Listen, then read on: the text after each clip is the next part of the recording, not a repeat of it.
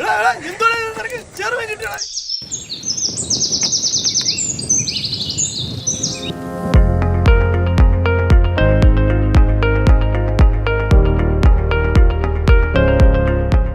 ആഴത്തിലേക്ക് ഊളിയിടുന്ന മീനിനെ ചൂണ്ടയിൽ കുരുക്കാൻ ക്ഷമ വേണം.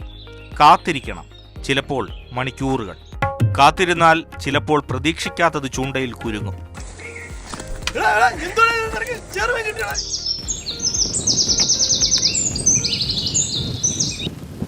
മീൻപിടുത്തത്തിനൊക്കെ ഒരുപാട് മാറ്റങ്ങൾ വന്നു. അതിന് ഉദാഹരണമാണ് ഈ കാണുന്ന ദൃശ്യങ്ങളെല്ലാം. നമ്മുടെ ഈ ഫിഷിംഗ് ഒരു പുതിയ സ്പോർട്സ് അല്ല, പക്ഷേ ഈ അടുത്ത കാലത്തായിട്ട് ഒത്തിരി അധികം ആൾക്കാർ ഇതിൽ കടന്നു വരുന്നതായിട്ട് നമ്മൾ കാണുന്നുണ്ട്. ഇപ്പോൾ എല്ലാം റെഡിമെയ്ഡ് ആയിട്ടുള്ള ചൂണ്ടകളും അതിനുള്ള ഇരകളുമായിട്ട് ഇറങ്ങുന്ന ഒരു കാലഘട്ടത്തിലേക്ക് മാറിയിരിക്കുന്നു.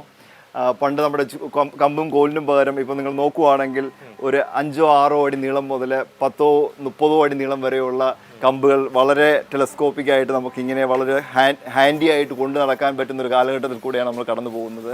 ഇത് യഥാർത്ഥത്തിൽ ഒരാൾക്ക് ഒരു ബാഗിലിട്ടുകൊണ്ട് പോകാം അല്ലേ. ഈ ഇരയൊക്കെ അല്ലേ, ഞാഞ്ഞൂള് ഇര എന്നൊക്കെ പറയുന്നത്, അതൊക്കെ ഇപ്പോൾ റെഡിമെയ്ഡ് ആയിട്ട് പ്ലാസ്റ്റിക്കിൽ പുഴുക്കൾ, പല കളറിലുള്ള പുഴുക്കളും ഈ പറയുന്ന ചൂണ്ടയുടെ അറ്റത്ത് കൊരുത്തിറക്കി മീനുകളെ പിടിക്കാൻ വേണ്ടിയുള്ള പല പല ആയുധങ്ങളുണ്ട്. ഇതെല്ലാം 10-500 രൂപ മുതൽ 10,000, 20,000, 30,000 രൂപ വരെയുള്ള സർഗോസ് 20,000-30,000 രൂപ ഉണ്ട് വരെയുള്ള റീലുകളുണ്ട്. ഇത് വന്നിട്ട് 25,000-ന് മുകളിൽ വില വരുന്ന സർഗോസ എന്ന് പറയുന്ന ഒരു റീലാണ്. ഇത് നമ്മൾ കടലിലാണ് സാധാരണ ഉപയോഗിക്കുന്നത്.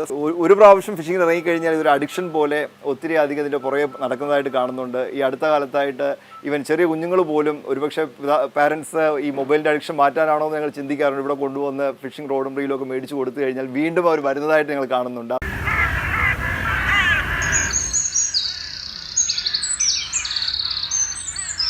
കുറച്ചു നേരം ഇങ്ങനെ മീൻ പിടിക്കാനിരുന്ന് ഒരു മീനും കൂടെ ഒക്കെ കിട്ടുകയാണെങ്കിൽ ഈ മീൻപിടുത്തം ചൂണ്ടയിടയിൽ ഒരു ഹോബിയാകും എന്ന കാര്യത്തിൽ യാതൊരു സംശയവും വേണ്ട.